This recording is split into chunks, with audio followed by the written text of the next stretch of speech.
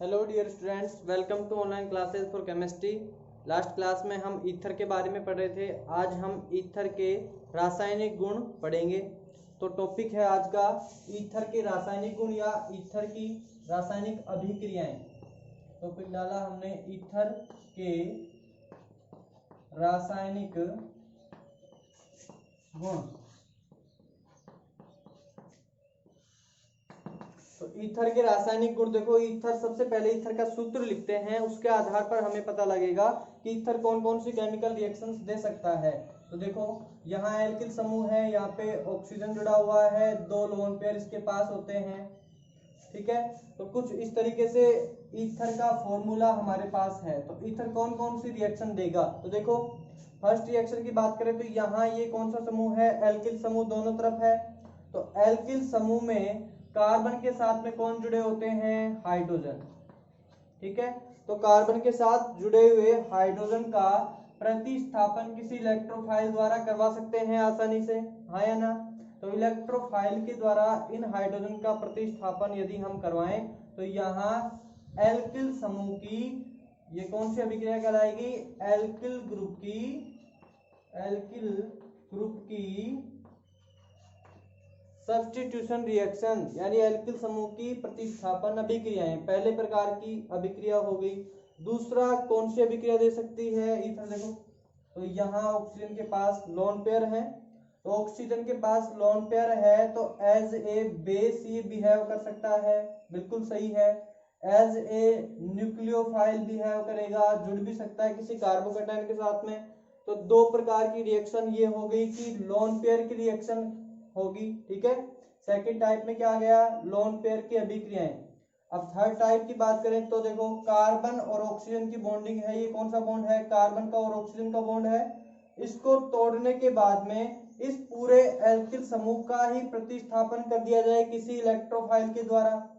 तो ये तीसरे प्रकार की अभिक्रिया हो गई। और उसके अलावा जो बच गई सभी अभिक्रियाएं, जो अन्य अभिक्रियाएं हैं, उनको हम बोल सकते हैं अन्य अभिक्रियाएं। ठीक है, इसी कैटेगरी में उनको रख दे। तो टोटल कितने प्रकार की रिएक्शन है, तो टोटल 4 प्रकार की रिएक्शन ईथर देता है। फर्स्ट है एल्किल समूह की प्रतिस्थापन अभिक्रियाएं, जिनमें एल्किल समूह के हाइड्रोजन का प्रतिस्थापन होगा। दूसरी है ऑक्सीजन के उपस्थित लोन पेयर की अभिक्रियाएं, जिसमें वो एज ए न्यूक्लियोफाइल या एज ए बेस बिहेव करेगा। तीसरे टाइप की रिएक्शन है कार्बन ऑक्सीजन बॉन्ड के टूटने वाली अभिक्रियाएं, जिसमें पूरे एल्किल समूह का ही किसी इलेक्ट्रोफाइल के द्वारा सब्स्टिट्यूशन किया जाएगा। और फोर्थ टाइप रिएक्शन जितने भी बच गई बाकी रिएक्शंस, जैसे जल के साथ में या जैसी भी अभिक्रियाएं हैं, वो सब किसमें आ जाएंगी, अन्य अभिक्रियाओं में। तो अपने पास 4 रिएक्शन है ईथर के लिए। तो एक बार टॉपिक का नाम लिख लें, 4 रिएक्शन कौन कौन सी हैं। तो देखो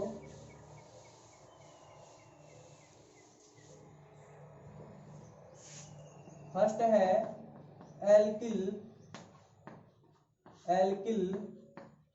समूह की प्रतिस्थापन, एल्किल समूह की प्रतिस्थापन अभिक्रिया।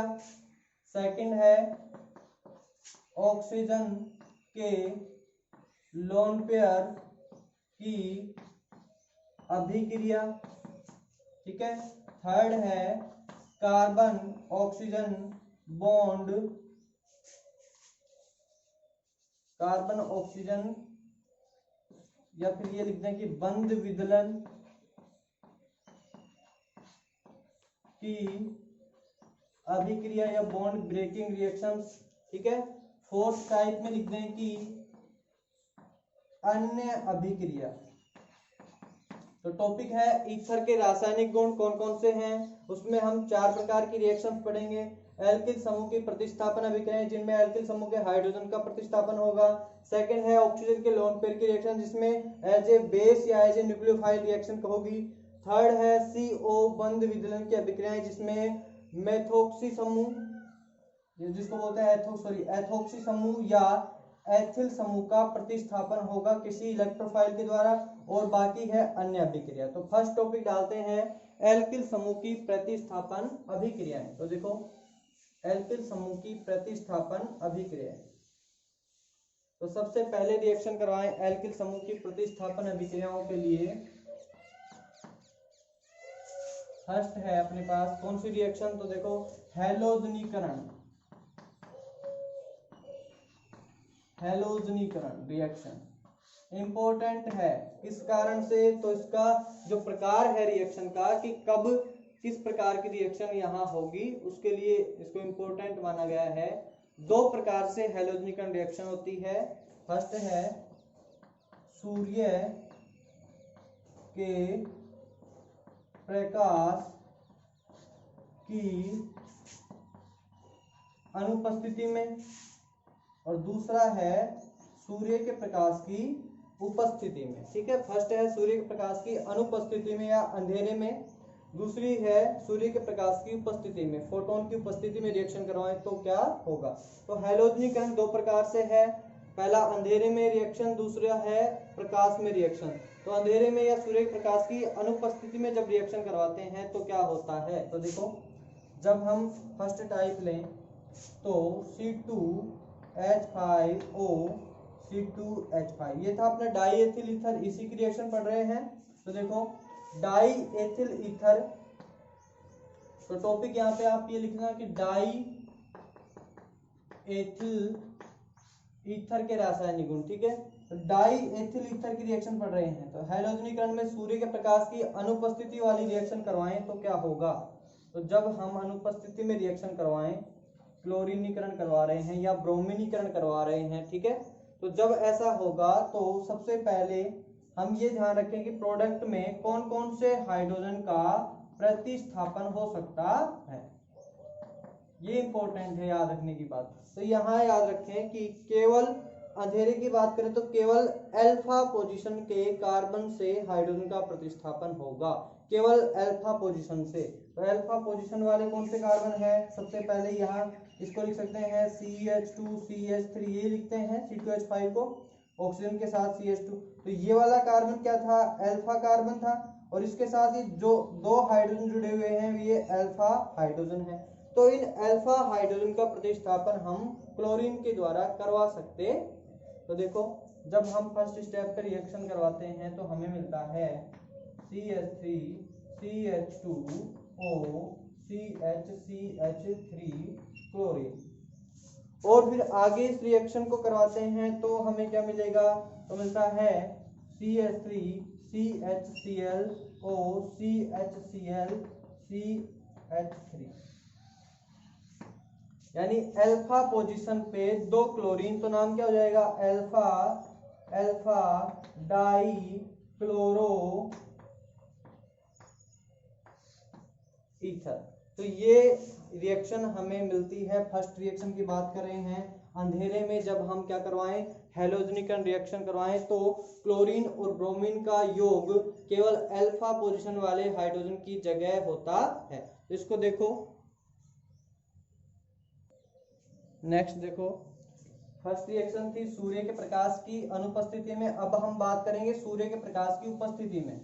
तो सूर्य के प्रकाश की उपस्थिति में यह अभिक्रिया कैसे होगी,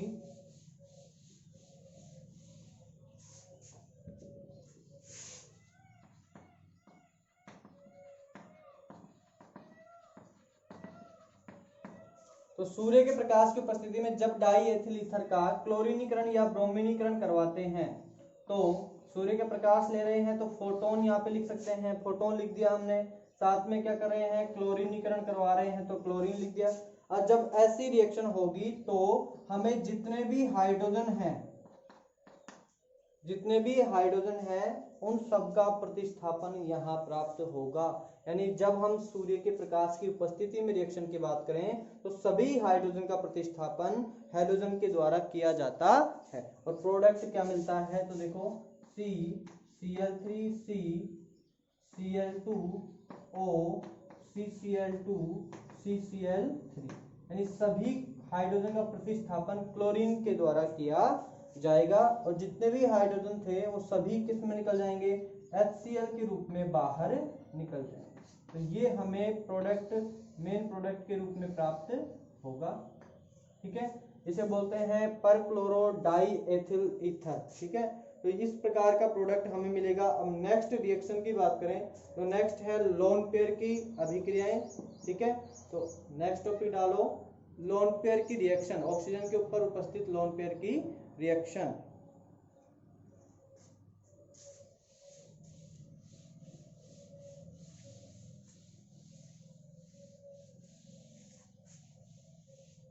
लोन पेयर की रिएक्शन की बात करें, ऑक्सीजन के लोन पेयर की रिएक्शन। तो देखो ऑक्सीजन की पहले से ही 2 वैलेंसी थी, ठीक है। अब यदि लोन पेयर भी रिएक्शन करे तो इसकी संयोजकता में विस्तार होगा, संयोजकता बढ़ेगी, जिससे ऑक्सीजन पर कौन सा चार्ज आ जाएगा, प्लस चार्ज आ जाएगा। कुछ इस तरीके का यौगिक मिलेगा जिसमें ऑक्सीजन पर प्लस चार्ज होगा, और प्लस चार्ज वाला ऑक्सीजन क्या कहलाता है, ऑक्सोनियम, ईएम, IUM। ये जो अनुलग्न है वो किसके लिए लगता है, तो ये हमें 9th क्लास में ही दिया हुआ है कि ईएम शब्द कहाँ लगेगा। तो ईएम शब्द लगता है वैलेंसी के विस्तार के लिए। जैसे अमोनिया NH3 था, इसने विस्तार किया, बना NH4+, इसे बोलते हैं अमोनियम, ईएम शब्द जोड़ दिया अमोनियम। इसी तरीके से H2O था, इसे बोलते हैं हाइड्रेट, और इसने संयोजकता का विस्तार किया, क्या बोला इसको, हाइड्रोनियम, हाइड्रोनियम, ठीक है। बिल्कुल इसी तरीके से ईएम जो वर्ड आपको मिल जाए तो इसका अर्थ समझ जाओ कोई पॉजिटिव आयन है, ठीक है। हम आगे बात करते हैं लोन पेयर की रिएक्शंस की। तो फर्स्ट इसकी रिएक्शन हम करवाएं किसी ऑक्सीजन के साथ में या ओजोन के साथ में। तो जब डाईएथिल ईथर की रिएक्शन ऑक्सीजन या ओजोन के साथ करवाते हैं तो हमें एक पेरोक्साइड प्राप्त होता है। तो पेरोक्साइड प्राप्त होगा, तो देखो क्या है, C2H5O, C2H5O2 या फिर O3, किसी भी एक को ले, रिएक्शन करवाएं तो क्या बनेगा, पेरोक्साइड, C2H5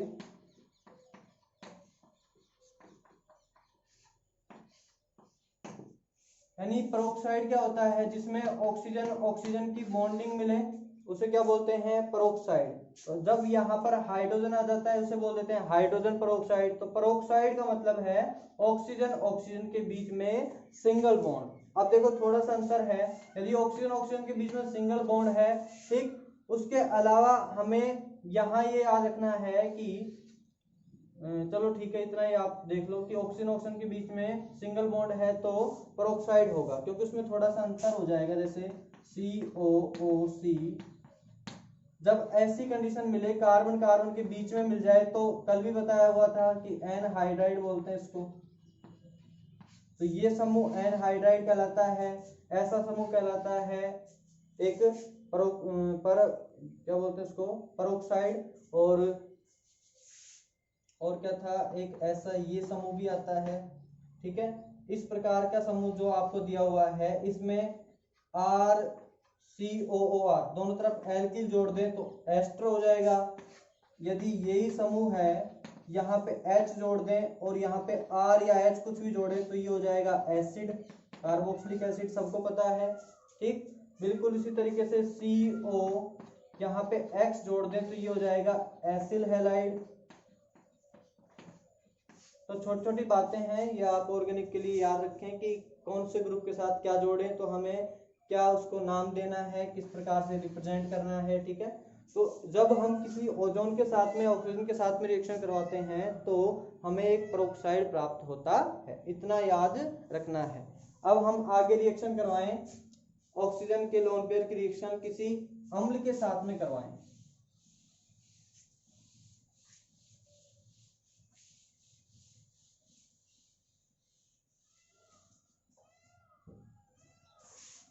अम्ल के साथ रिएक्शन, दूसरी अभिक्रिया करवा रहे हैं अम्ल से रिएक्शन। और अम्ल भी कौन सा लें, कार्बनिक अम्ल लें या अकार्बनिक अम्ल लें, तो यहाँ हम बात कर रहे हैं किसी अकार्बनिक अम्ल की। अकार्बनिक अम्ल का एग्जाम्पल है H2SO4 है, HNO3 है, HCl है, जिसमें कार्बन एब्सेंट हो। और कार्बनिक अम्ल क्या है? कार्बनिक अम्ल का अर्थ है जिसमें कार्बन हो, जैसे सैलिसिलिक अम्ल है, सैलिसिलिक अम्ल, ठीक है, एसिटिक एसिड है, ठीक। उसके अलावा कौन सा था? कार्बोनिक अम्ल H2CO3 भी होता है, ये भी क्या है? कार्बोनिक अम्ल है। तो देखो किसी अकार्बनिक अम्ल की उपस्थिति में हम रिएक्शन करवा रहे हैं डाई एथिल ईथर की, तो डाई एथिल ईथर की रिएक्शन अकार्बनिक अम्ल से करवाते हैं, जैसे H2SO4 से करवाया, क्या मिलेगा?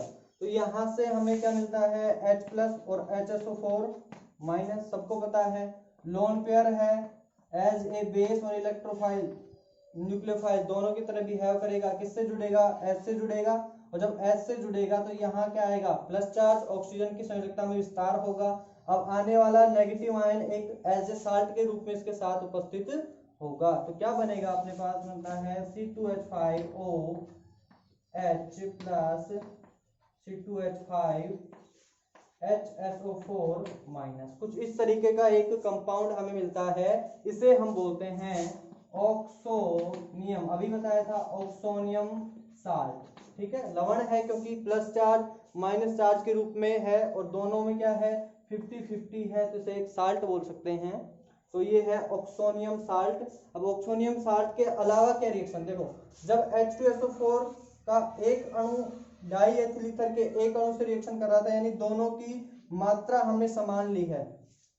अब यदि हम दोनों को 1:2 में लें, यानी 1 मोल डाई एथिल ईथर लें और 2 मोल क्या लें? H2SO4, तब रिएक्शन क्या होगी? तो देखो सेकंड इसका पार्ट है, इंपॉर्टेंट है। तो देखो जब 2 H2SO4 लें तब क्या हो सकता है? तो H2SO4 प्लस H2SO4 दोनों रिएक्शन करके क्या बनाते हैं? तो बनाते हैं H3O प्लस का आयन प्लस में HSO4 माइनस प्लस SO3H, ठीक है। कुछ इस तरीके का कंपाउंड हमें मिलता है H2SO4 से H3O प्लस।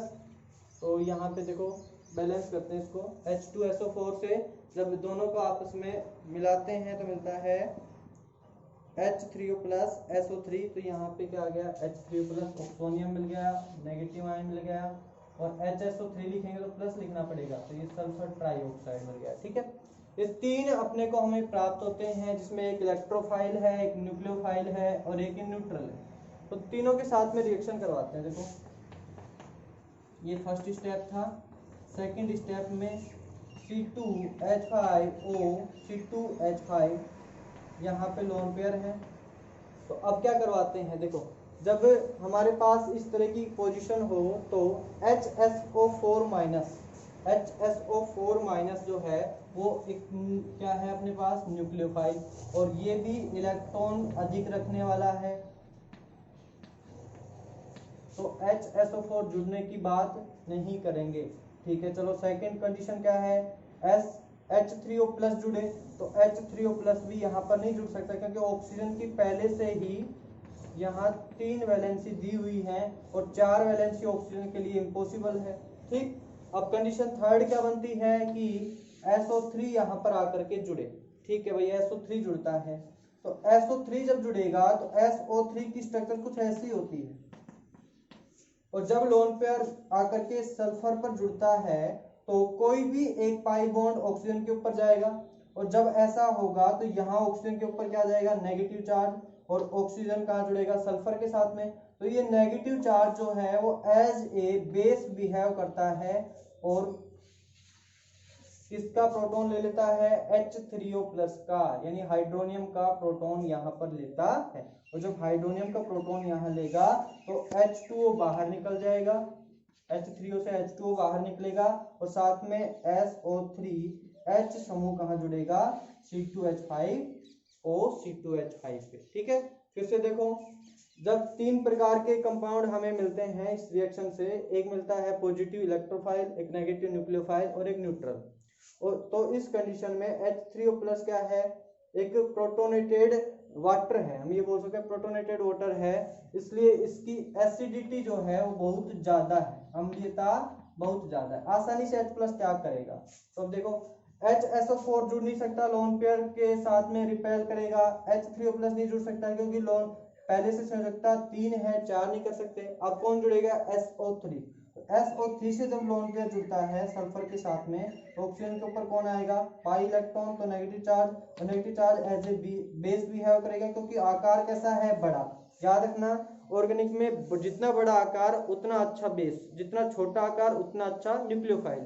तो देखो यहाँ माइनस चार्ज है, ये क्या करेगा? प्रोटोनेटेड वाटर से एक प्रोटॉन को लेगा और क्या बनाता है? SO3H जोड़ता है, और उससे हमें क्या प्राप्त होगा? तो देखो C2H5O, C2H5 प्लस SO3 क्या जुड़ता है? SO3H। तो ऑक्सोनियम लवण मिल गया। उसके बाद में क्या होता है? तो देखो जब रिएक्शन आगे करवाते हैं तो ये वाला बॉन्ड के दोनों इलेक्ट्रॉन किसके पास आ गए? ऑक्सीजन के पास, टूट करके।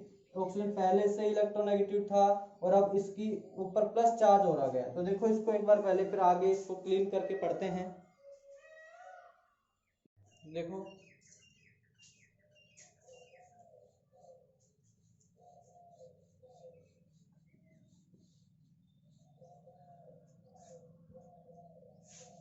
सेकेंड स्टेप में हम करवा रहे थे डाई एथिल ईथर की रिएक्शन SO3 के साथ में। SO3 या H3O+ को भी साथ में लेते हैं। H3O+ सॉल्यूशन में है अपने पास, HSO4- भी है, ठीक है। जब ऐसा करते हैं तो SO3 के साथ में जुड़ता है और SO3 क्या लेता है? प्रोटॉन लेता है। तो हमें प्रोडक्ट क्या मिलेगा? C2H5O, C2H5 plus SO3H, SO3H। और जब ऐसी कंडीशन है तो देखो ऑक्सीजन पहले से इलेक्ट्रोनेगेटिव था, अब उसके ऊपर प्लस चार्ज और आ गया। तो मैंने बताया हुआ है एक तो इलेक्ट्रोनेगेटिव, उसके ऊपर प्लस चार्ज हो जाए तो क्या होगा?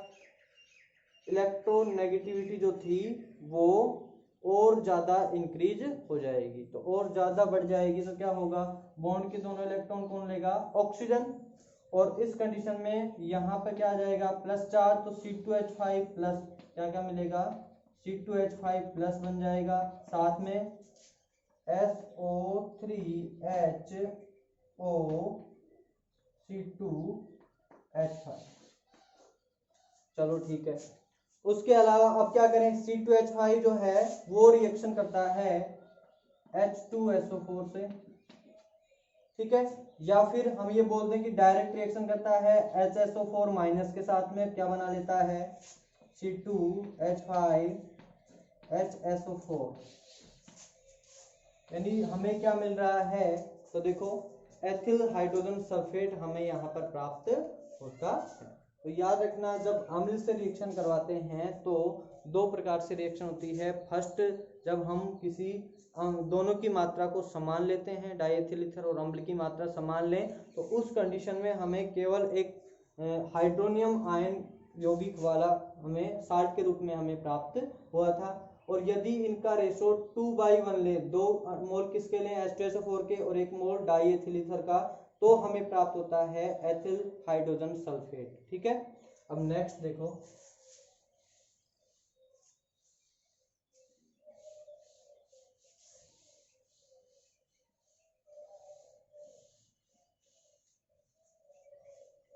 ये हो गया एसिड के साथ में। अब एसिड में HCl से करवाएं तो क्या होगा? तो देखो HCl से रिएक्शन क्या होती है? तो C2H5O, C2H5 लोन पेयर है, और साथ में हम HCl की रिएक्शन करवाते हैं। तो अच्छे से याद आ गया, Cl-H+ होता है, लोन पेयर रिएक्शन करेगा, क्या बनाएगा? ऑक्सोनियम लवण C2H5O और Cl-, एक साल्ट हमें प्राप्त होता है, एक क्लोरीन का, ऑक्सोनियम क्लोराइड, इसको क्या बोलते हैं? ऑक्सोनियम क्लोराइड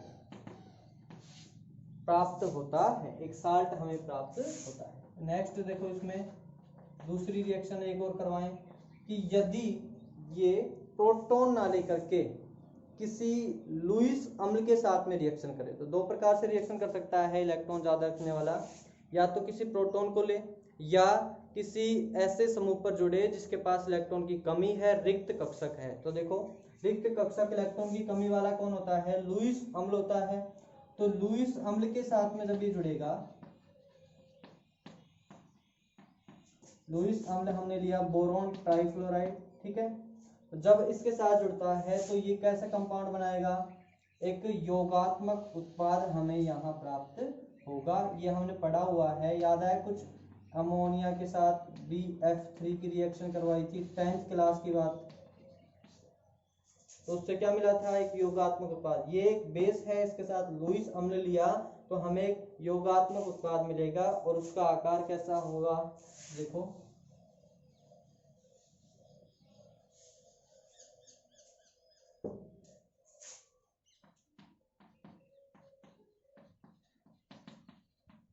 ठीक है, कुछ ऐसा यौगिक हमें प्राप्त होगा, ठीक है।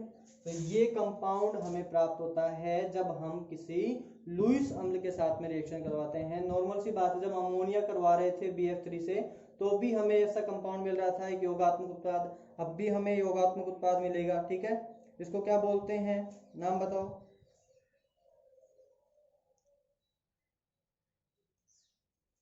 देखो बोरोन ट्राइफ्लोराइड, तो ये है BF3 का नाम क्या है? Boron trifluoride. आगे क्या लगा दो? तो बोरोन ट्राइफ्लोराइड से आगे आपको ऐड करना है ईथरेट। तो क्या नाम हो जाता है? बोरोन ट्राइफ्लोराइड ईथरेट, याद रखना।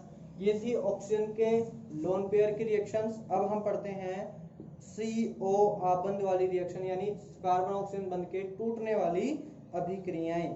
और उसमें देखो कार्बन ऑक्सीजन बंध के टूटने वाली अभिक्रियाएं।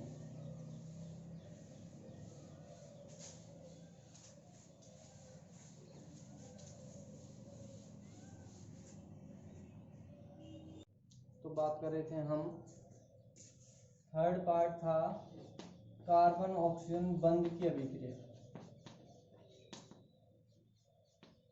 ठीक है। तो कार्बन ऑक्सीजन बंध की अभिक्रियाओं की बात कर रहे थे।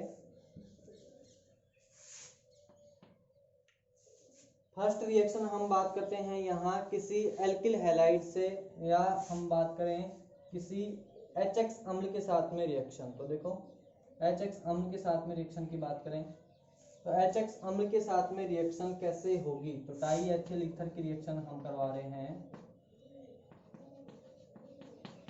HX अम्ल से। सबको पता है H+X- के रूप में निकलता है, या तो ये बॉन्ड तोड़े या फिर ये वाला फर्स्ट बॉन्ड, दोनों कोई भी बॉन्ड तोड़ सकते हैं क्योंकि दोनों एल्किल समूह क्या है? समान है, उससे कोई फर्क नहीं पड़ेगा। ऑक्सीजन कार्बन का बॉन्ड टूटता है, सबको पता है ऑक्सीजन पे नेगेटिव, कार्बन पे पॉजिटिव आता है। तो जब हम ऐसा करें तो फर्स्ट कंडीशन ए वाला बॉन्ड तोड़ रहे हैं तो एक एथॉक्सी समूह मिल रहा है और एक एथिल समूह मिल रहा है जिस पर क्या है? Carb cation. तो यहाँ तो जुड़ता है X- और इस पे कौन जुड़ जाएगा? H। तो मिलता है C2H5OH+ C2H5X। ये हमारा मेन प्रोडक्ट होता है। लेकिन इसी रिएक्शन में हम HX को अधिक मात्रा में लें तो क्या मिलेगा? यदि इसी रिएक्शन में HX को अधिक मात्रा में लें तो ये आगे रिएक्शन कंप्लीट होगी और OH का प्रतिस्थापन X के द्वारा किया जाएगा। तो HX के द्वारा इसका प्रतिस्थापन जब होगा तो हमें मिलता है C2H5X प्लस H2O। यानी हमें क्या मिलेगा? तो मेन प्रोडक्ट क्या मिलेगा हमें? एक एल्किल हैलाइड। और यदि कम मात्रा में लें, बराबर लें, तो हमें अल्कोहल और एल्किल हैलाइड दोनों के दोनों प्राप्त होंगे। अब इसी मेथड के लिए एक सबसे इंपॉर्टेंट टॉपिक है, इस रिएक्शन में सबसे इंपॉर्टेंट टॉपिक है ईथर का। तो वो क्या है? देखो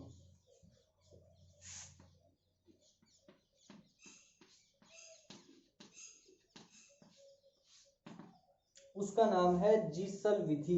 याद रखें, बहुत इंपॉर्टेंट है एग्जाम के लिए। जीसल विधि क्या है? तो जीसल विधि में हम केवल दो टाइप की रिएक्शन पढ़ते हैं। फर्स्ट, ऐसा कंपाउंड जिसमें एक तरफ 3 डिग्री और एक तरफ 1 डिग्री एल्किल समूह जुड़ा हुआ हो, ऐसा ईथर जिसमें एक तरफ 3 डिग्री एक तरफ 1 डिग्री एल्किल समूह जुड़ा हुआ हो। दूसरी टाइप क्या है, वह ईथर जिसमें एक तरफ 2 डिग्री और दूसरी तरफ 1 डिग्री एल्किल समूह जुड़ा हुआ हो। दो कंडीशन हमारे पास है, दोनों में अलग अलग प्रोडक्ट मिलेंगे, कौन कौन से और कैसे, तो ये देखने वाली बात है जी सर विधि में। तो एग्जाम्पल हमने लिया फर्स्ट 3 डिग्री 1 डिग्री वाला लेते हैं, CH3C CH3O CH3 C2H5 और इसकी रिएक्शन हम HX से करवाते हैं तो हमें क्या मिलेगा। ठीक है, पहला एग्जाम्पल है।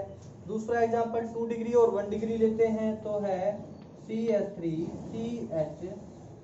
CH3O C2H5, ये एग्जाम्पल दिया हमने, इसकी रिएक्शन हम HX अम्ल के साथ में करवा।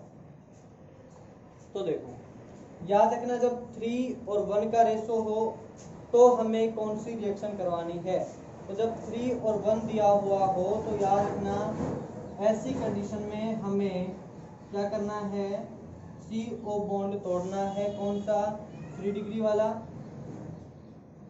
3 डिग्री कार्बन का बॉन्ड ऑक्सीजन से जो था वो तोड़ना है और हमें बनाना है एक 3 डिग्री कार्बोकैटायन। क्या बनाना है, 3 डिग्री कार्बोकैटायन। और उस कंडीशन में हमें क्या जोड़ना है, कार्बोकैटायन है तो कौन जुड़ेगा, X माइनस इसके ऊपर जुड़ेगा और एथिल अल्कोहल प्राप्त होगा। तो क्या मिलता है, CH3C CH3X प्लस C2H5OH। एक 3 डिग्री एक 3 डिग्री तो एल्किल हैलाइड और एक 1 डिग्री अल्कोहल हमें मिलेगा। तो ये बात याद रखने की है कि कौन सा बॉन्ड तोड़ना है। मैं बताऊंगा कि क्यों तोड़ा है आगे। देखो सेकंड एग्जांपल की बात करें, दूसरे एग्जांपल में क्या करना है कि ये वाला बॉन्ड जो था इसको ना तोड़ करके हमें तोड़ना है C2, यानी एक 1 डिग्री वाले की तरफ से बॉन्ड को तोड़ेंगे तो हमें क्या प्राप्त होगा, तो हमें अल्कोहल 2 डिग्री मिलेगा और एल्किल हैलाइड 1 डिग्री मिलेगा। तो मिलता है CH3OH प्लस C2H5X। ऐसा क्यों होता है, तो देखो कार्बोकैटायन जिसमें बनता है उस प्रोसेस को बोलते हैं SN1, पढ़ाई हुई है। स्टेबिलिटी है 3 डिग्री 2 डिग्री 1 डिग्री, बस ये कारण है इसका। तो देखो इधर आओ, इस एग्जांपल में हमने 3 डिग्री वाले समूह के बॉन्ड को तोड़ा, 3 डिग्री कार्बोकैटायन बना। सबसे ज्यादा स्टेबल कार्बोकैटायन कौन, 3 डिग्री। तो मेथड कौन सी प्रोसेस से होता है, कौन सी विधि से हो रहा है, यहाँ पे SN1 से। कौन सी से हो रहा है, SN1 अभिक्रिया होती है जिससे कार्ब धनायन जो ज्यादा स्थायी है उसके साथ में हैलोजन जुड़ जाता है। और इस प्रोसेस में 2 डिग्री दिया हुआ है तो 2 डिग्री कैसा स्टेबल है, मीडियम वाला स्टेबल कंपाउंड है।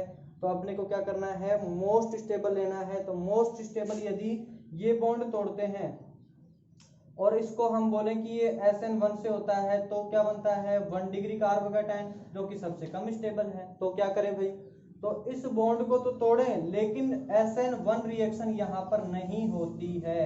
तो कौन सी रिएक्शन होगी, SN2। और SN2 के लिए 1 डिग्री की स्टेबिलिटी ज्यादा, 2 डिग्री की कम और 3 डिग्री की सबसे कम होती है। कारण होता है त्रिविम बाधा, जिसको स्टेरिक हिंड्रेंस भी बोलते हैं। त्रिविम बाधा जो होती है वो इसका कारण होती है कि 1 डिग्री पे कम समूह जुड़े होते हैं तो आने वाला जो समूह है वो आसानी से जुड़ने के लिए उसको स्पेस मिल जाता है और 3 डिग्री पर कम स्पेस मिल पाता है। ये इसका रीजन था। तो देखो SN2 रिएक्शन में हमें प्रोडक्ट मिलेगा 1 डिग्री एल्किल हैलाइड और 2 डिग्री अल्कोहल। सो बहुत ज्यादा इंपॉर्टेंट है, इसको अच्छे से देखो, स्क्रीनशॉट लो इसका, ठीक है। नेक्स्ट क्लास में हम ईथर को कंप्लीट करेंगे, फिर अपने 3rd चैप्टर की ओर चलेंगे। तब तक आप इस रिएक्शंस को अच्छे से इनको पढ़ो, ठीक है।